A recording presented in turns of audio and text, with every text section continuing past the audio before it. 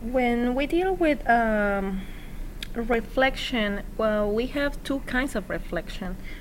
We can reflect a graph over the x-axis, or we can reflect it over the y-axis.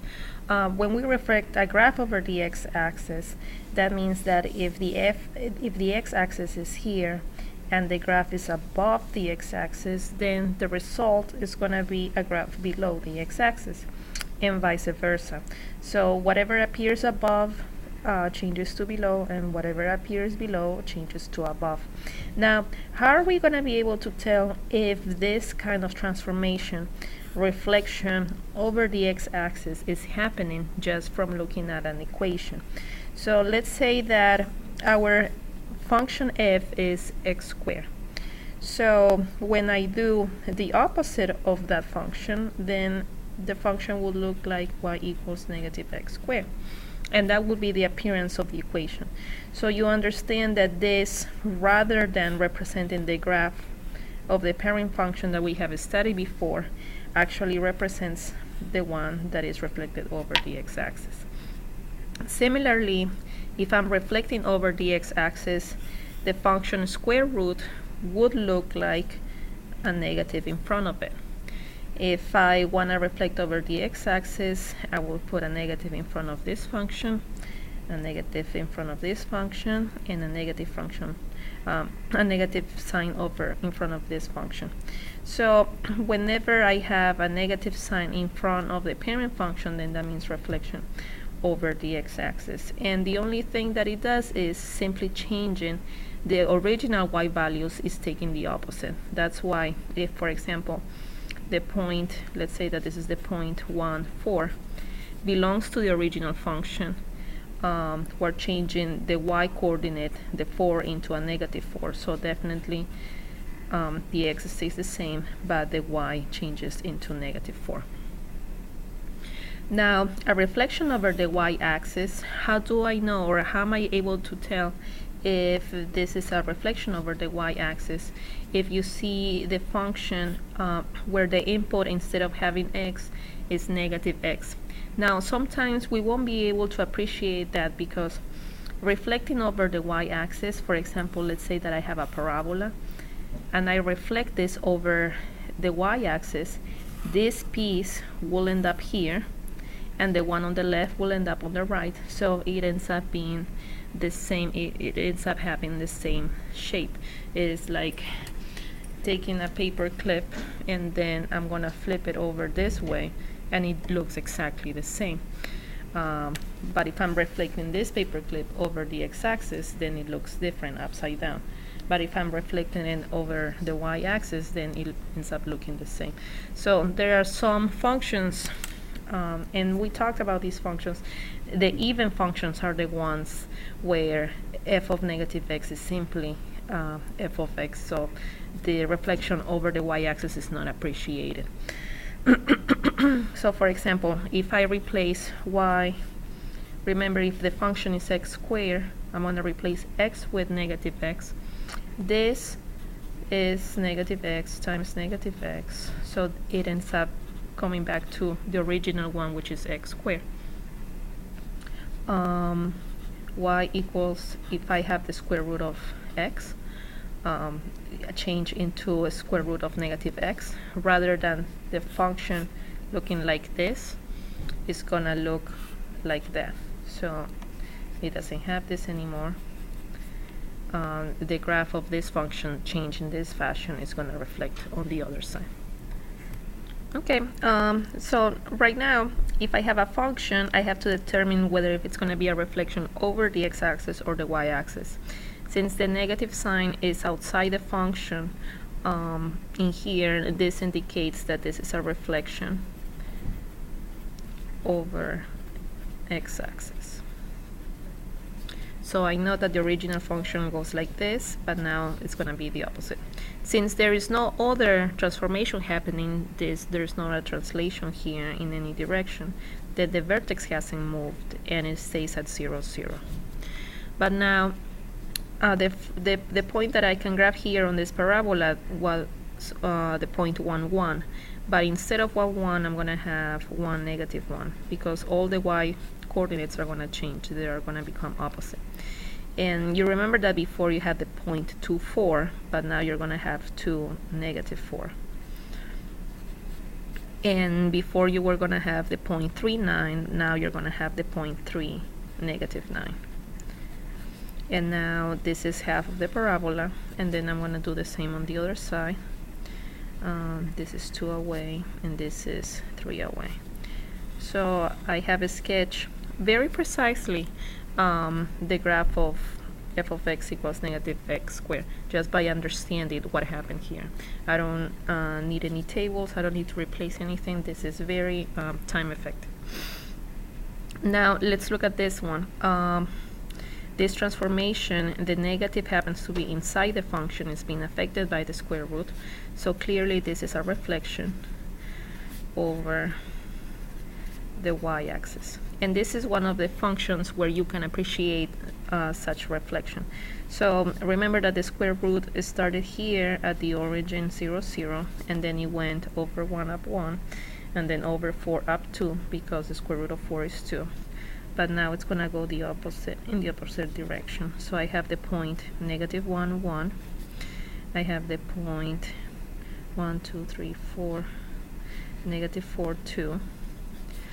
I can have the point negative 3, 9.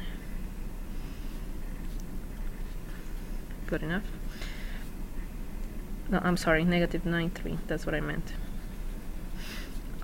And I can have my square root function going like this. Now, you may argue x can never be negative if I'm taking the square root. And you're right, you cannot take the square root of a negative number. However, this is not taking the square root of x, it's taking the square root of the opposite of x. So if x is negative 4, the opposite is 4, and you can take the square root of such number. So the meaning of this is reflection over the y-axis, and it's also numerically, if you replace negative, negative 4, this is something that you know that is possible to do, and it's just the number 2. For vertical stretch and shrinking, I have a number, I have a constant multiplying the function. And let's say that I have the square root. It may look like 3 square root of x, or 1/5 the square root of x. Any number times the square root of x would be some kind of transformation in the vertical direction. This will be stretch and this will be shrink, and we're gonna see why.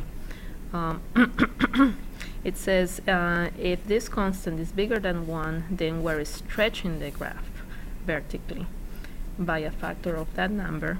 And if you happen to have a number that is less than 1 but is still positive, like 1/5, 1/3, 1/2, the graph is going to shrink vertically by that particular number. So in this one, this will be stretch by a factor of 3. This will be a stretch by a factor of 4. And this will be shrink, vertical shrink by a factor of 1/5. And the idea is that for every point that was on the original function, every point xy, the y is changing. The y is getting multiplied by that number. So if this number gets multiplied by a number bigger than 1, then naturally it's going to increase. As we appreciated before, the ones that are never going to change are the x-intercepts. Those stay the same. So let's see an example about that. It says we're going to graph the function 3x squared. Now, as you know, the parent function, the vertex is at the origin, and it goes through the points 1, 1, 2, 4, 3, 9, 4, 16, and so on. Now we're going to graph 3 times those y values. The vertex happens to be on the x-axis, so I know that that's not going to move if you only have a stretch. If you have a translation, then definitely the vertex is somewhere else. So I know that the vertex is going to be at 0, 0. Now, remember that on the parent function, we're going to have the 1, 1. But now, instead of the 1, 1, remember the important points. We had 1, 1, we had 2, 4, we had 0.39, and so on. This one says every single y value will get multiplied by 3. So I don't want to graph the 0.11 anymore. I want to graph the 0.13. Instead of 2, 4, I want to graph 2 times, 2, 12. 4 times 3 is 12. So this became the 0.13 because the y value only got multiplied by 3. So it's going to be 2, 12. I don't know, good enough. You have to count 12 squares. So you can see how skinny this parabola is compared to the chubby one that you would do if you didn't have a 3 in front. So this is visually a vertical stretch by a factor of 3. Now, in part B, the number that is multiplying the x squared is not a number bigger than 1. It's still positive, but it's not bigger than 1. So I know that it's going to be a shrink. So it's going to be vertical shrink by a factor of 1/3. So I know the original has the vertex at the origin, and that's not going to change for now because there's no other transformation. Then remember the important points. Now the important points, the y values are going to get multiplied by 1/3, every single one. So every y value multiplied by 1/3. So it's going to give me the 0.1 and 1/3. It's going to give me the 0.2 and 4/3. It's going to give me the 0.3 and 9/3. 9/3 is the same as 3. So instead of the 1, 1, I'm going to graph 1, 1/3, which is very little. 2, 4/3. 4/3 is over here. And 3, 3. 3, 3. And I'm going to do the same on the other side. So now you can see if the original was going through this. I'm going to do it very lightly. I'm hoping you can see it. This is the original, and now it looked like I squished it this way. So it shrunk. It looks fat. Now let's just combine all these transformations. If this is the function, you have to break it up into pieces. Every number has a distinct effect on the graph. So let's start with the most important number here, this little 2 in the exponent. This is going to identify the function, and it's going to tell you what shape it's going to turn. So what is the function? The function is x squared. It's the parent function for the quadratic functions. Remember what the important points about this function. We have the 0.00, we have the 0.11, we have the 0.24, we have the 0.39, and we can come up with more, but I don't need to. And the ones on the other side, because you know that it looks like this. So you also have to have the shape in mind. Now, for transformations, which is the word that tells us in general whether if it's going to move, if it's going to be a translation or a reflection or a dilation, every number in here has a particular effect. So let's look at the first one here. And I'm looking at -3, and it's because that's the one that is closest to the x. So -3 to the x, -3 to the input, remember that means it's a translation, and it's a horizontal translation, and it means right 3. Now the 2 here that is multiplying this function, remember that if there's no sign in between, that means multiplication. It's not a 2, it's a -2 because of the sign in front of it. So multiplying by -2 has 2 effects. Remember that when I multiply the function by a number, that's either a stretch or a shrink. So because it's times 2, it would be a stretch, a vertical stretch. But also because of the -2 part, is going to be a reflection over the x-axis. So two things with a -2, with a multiplication of a -2. Now, when I multiply by -2, the one in here is just added. So adding 1 outside of the function accounts for a vertical translation, and the function just went up 1 unit. So that's all. I explained every single number in my function, so now I just have to put it together in my graph. Remember that the vertex is not going to change whenever I dilate it, so I only worry about the vertex when I move it, either up or down or left or right. So it says that I went right 3 units, 1, 2, 3, and then I went up 1 unit. So this is where the new vertex is. The vertex is at 3, -1. That's where the vertex is. Okay.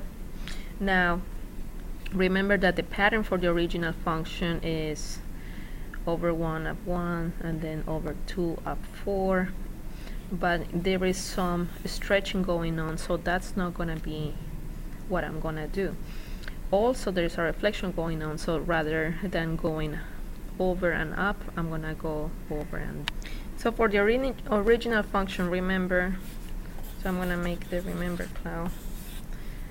Remember that I drew the vertex and then I went over 1 and up 1 to get the second point of my parabola, and then I went over 2 and up 4 to get to the second point of my parabola from the vertex, always from the vertex.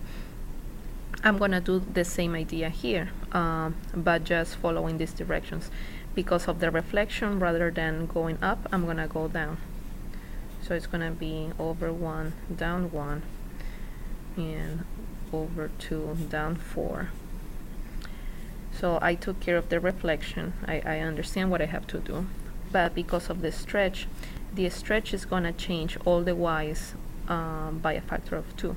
So rather than going down 1, I'm gonna go down 2. Rather than going down 4, I'm gonna go down 8.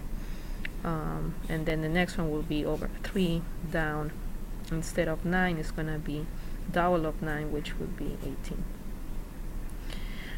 So from here, I'm going to go over 1, down 2, over 2, down 8, 2, 4, 6, 8. And I can do one more if you have more squares. And then I'm going to do the same on the other direction. Oh, sorry. And that's it. I have graphed this very difficult function by hand, and I know certain points in it, and that's very good.